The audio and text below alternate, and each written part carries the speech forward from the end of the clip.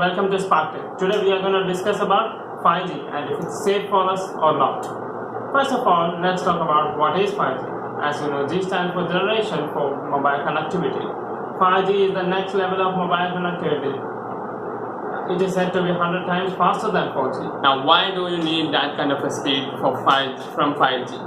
For that, 5G is required to manage all the future tech coming up, like the self-driving cars, the wearables, and all the other connected devices which are going to be there in the future. To manage all this traffic from the data, you need some strong network, that is 5G. It is said to be, it can download 1 GB of net in a couple of minutes, because in many testing areas, people use hotspots or the Samsung Galaxy S10 5G model for using it. Then they download it, for example, PUBG in just 2 or 3 minutes. Whereas many other companies have started providing 5G networks in US and other countries. Jio and Airtel have already started 5G in stadiums. They are testing it right now.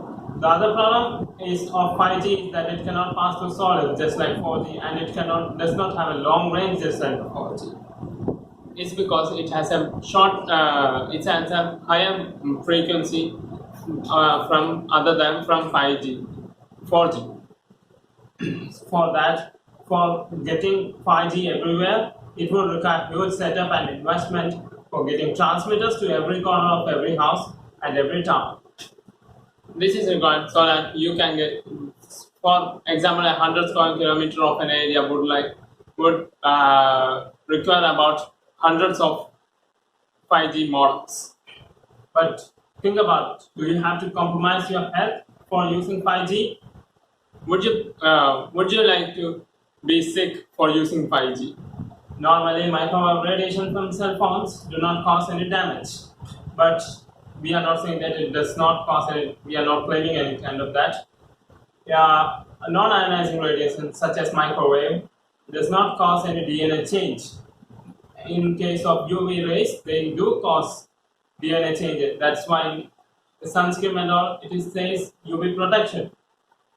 Like nuclear radiation has around 1 million of gigahertz, which is way far more than the 5G emits. So normally it wouldn't cause harm. And 5G is around 300 gigahertz. Ionizing radiations ionizing radiations are much danger to us. Non-ionizing are not. According to IARC, International Agency for Research for Cancer, says that it is positively carcinogenic, which kind of means that it can cause, but they are always on the safe side. That's why they tell it. It can be and it cannot be. Positive carcinogenic, they even have coffee on their list. So 5G comes around that. That's why it's not that dangerous. Then you can still use 5G if it's available in you, and not to be worried about it. Many people have called 5G killer of birds and something like that, but because of some 100 of birds died in Netherlands while testing 5G, but later it was found that it was just a poison attack. Many people still claim that 5G will kill you. We are not sure of that. Let's see what the future holds for us. Many companies like Verizon have already started to promote 5G in many parts of US, and even in Europe, Huawei is promoting 5G. In Asian countries also, Huawei is going to the lead. Yes, and so it's actually not that of a big deal. We can only see when it comes. Thank you.